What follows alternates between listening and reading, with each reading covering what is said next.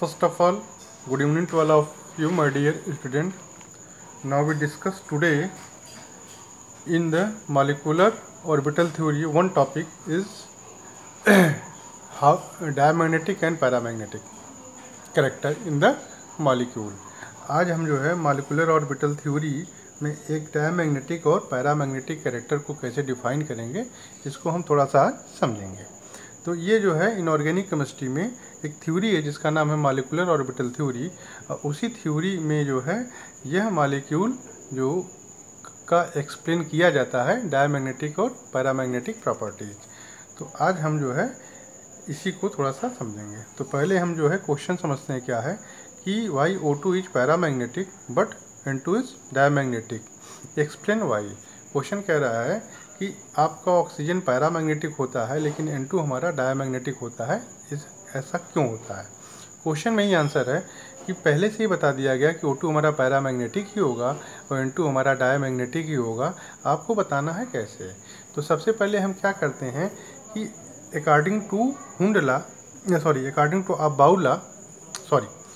To F हुन, ये scientist थे जिन्होंने इलेक्ट्रॉनिक कॉन्फ़िगरेशन को ड्रा किया था इन द मॉलिक्यूलर ऑर्बिटल थ्योरी में।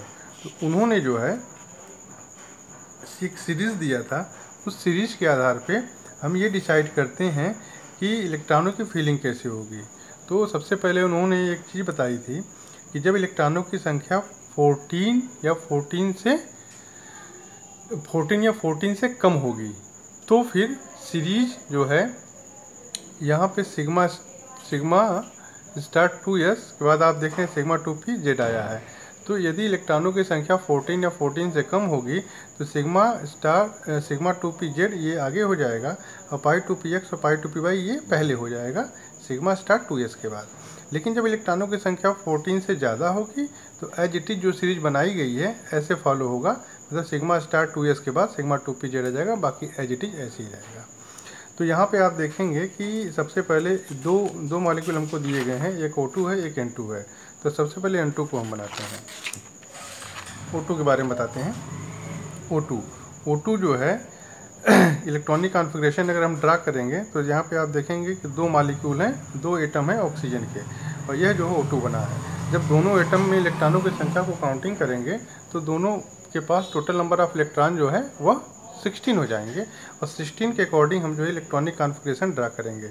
लास्ट में हम ये देखेंगे कि एंटी बॉन्डिंग ऑर्बिटल में ऑर्बिटल 2 हैं और 2 इलेक्ट्रॉन बचेंगे, तो एक इलेक्ट्रॉन इक्वली डिस्ट्रीब्यूट हो जाएंगे क्योंकि ये दोनों ऑर्बिटल x और y ये सेम एक्सिस पे होते हैं।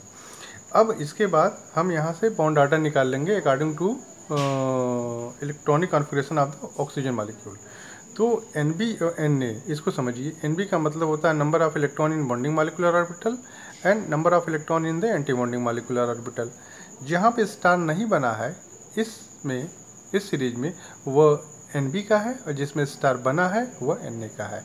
दोनों के अलग अलग इलेक्ट्रॉनों को काउंटिंग कर लेंगे, काउंटिंग करके यहाँ पे हम फिलअप कर देंगे और इसके बाद हम देखेंगे हमारा आंसर जो है 2 आ रहा है।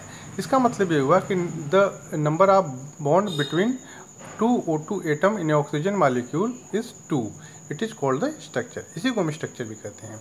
और फिर इसी इलेक्ट्रॉनिक कॉन्फ़िगरेशन के आधार पे हम जो है ये डायग्राम को ड्रा करते हैं। डायग्राम में देखिए कि दोनों तरफ ऑक्सीजन के एटॉमिक ऑर्बिटल हैं, सेंटर पे हमारा जो है मॉलिक्यूलर ऑर्बिटल हो जाएगा। जो सेंट्रल के ऑर्बिटल हैं ये सीरीज जो है इसी जो है इलेक्ट्रॉनिक कॉन्फ़िगरेशन के आधार पर भरी जाती है। जैसे मान लीजिए कि यहाँ पे हमने देखा सिग्मा 1s में 2 इलेक्ट्रॉन, तो इसका मतलब कि एक इलेक्ट्रॉन इस ऑक्सीजन एटॉमिक ऑर्बिटल से है और एक इलेक्ट्रॉन दूसरे एटॉमिक ऑर्बिटल से है। इसी के आधार पर ऊपर तक हम बढ़ते जाएंगे और सबसे लास्ट में आप देखेंगे कि हमारे पास केवल जो है 2 इलेक्ट्रॉन बचेंगे, वो भी अलग अलग ऑर्बिटल में, वो अनपेड इलेक्ट्रॉन होंगे।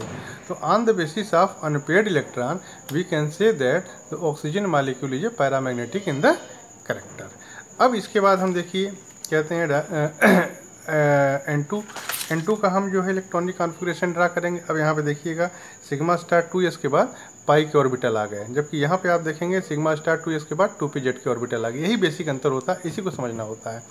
और जब आप देखेंगे लास्ट में जो ऑर्बिटल जाएगा सिग्मा 2p जेड, यहाँ पे 2 जाएगा और 2 जाने के बाद यहाँ पे जो counting total number of electron की होनी चाहिए 14 होनी चाहिए। जब आप टोटल काउंट करेंगे तो यहाँ पे 14 आ जाएगा। देख लीजिए 2 2 4 2 6 2 8 2 10 2 2 14 हो गया। ठीक है, तो अब इसके बाद हम जो है फिर वही जो है बॉन्ड ऑर्डर निकाल लेंगे। स्टार वाले ऑर्बिटल के इलेक्ट्रॉनों को NB के स्थान पर रखेंगे और स्टार वाले जो ऑर्बिटल हैं उसमें मौजूद इलेक्ट्रॉनों को Na के स्थान पर रखेंगे, बाकी जो बचेंगे उसको NB के स्थान पर रखेंगे और इसके आधार पर हम कैलकुलेट करके निकालेंगे तो जो बॉन्ड आर्डर आएगा वो 3 आएगा।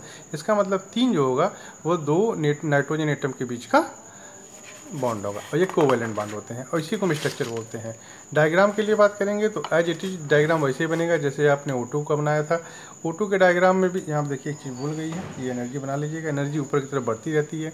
2 नाइट्रोजन एटम के एटॉमिक ऑर्बिटल किनारे बनेंगे, बाकी जो है ये मॉलिक्यूलर ऑर्बिटल बनेंगे। ये मॉलिक्यूलर ऑर्बिटल में इलेक्ट्रॉन जो है इलेक्ट्रॉनिक कॉन्फ़िगरेशन के आधार पर भर दिए जाएंगे और उसके बाद इनका डिस्ट्रीब्यूशन होता रहता है। वैसे कहने को तो ये है कि एटॉमिक ऑर्बिटल पहले बनेगा और फिर इसके इलेक्ट्रॉन जो है मॉलिक्यूलर ऑर्बिटल में ओवरलैप करके बनेंगे, जिस प्रकार से यह एटॉमिक ऑर्बिटल ओवरलैप होकर मॉलिक्यूलर ऑर्बिटल का फॉर्मेशन हुआ है। लास्ट में जब आप भरते जाएंगे तो यहाँ पे देखेंगे सिग्मा 2pz में 2 इलेक्ट्रॉन आ गए। अब यहाँ पे देखेंगे there are no electron are available for the put up in the molecular orbital और इट इज़ द पेयर्ड। ये पेयर्ड है, तो पेयर्ड है तो पेयर्ड होने के नाते यह कंपाउंड हमारा जो है डायमैग्नेटिक हो जाता है। और जबकि अनपेयर्ड होने के नाते जो है यहाँ पे आप देखिए अनपेयर्ड होने के नाते ऑक्सीजन मॉलिक्यूल हमारा जो है वह पैरामैग्नेटिक हो जाता है।